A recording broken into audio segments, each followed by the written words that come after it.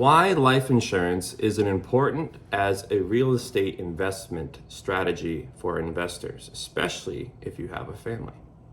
So real quick, cash value life insurance is life insurance with a savings component to it.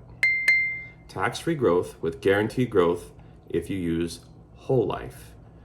So we'll just use some easy numbers that I've dealt with recently. Let's say you do a $5,000 a month, and after 3 years, you put in $180,000, and you have about $175,000 in your cash value. Why? Because the cost of insurance, fees, and all that good stuff, it normally breaks even about year 5 or year 6.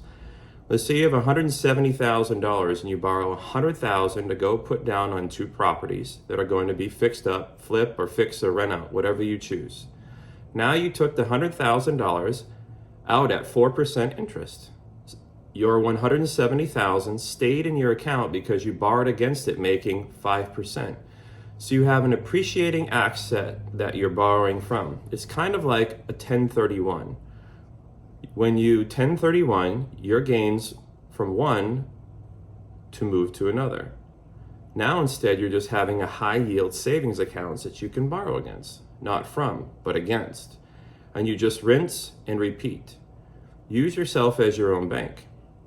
Infinite banking. And now you don't have to worry about credit. You don't have to worry about, do I need to shuffle this house over? Shuffle this house over there so I can get financing? No.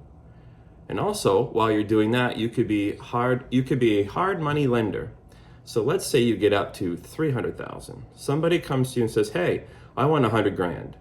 You say, "Okay, that'll be 15%." So you earn 15% on $100,000 and you're only paying 5%. So now you're making 10% on your loan. Meanwhile, that $100,000 stays in your account, earning 5%, so you're making 20%.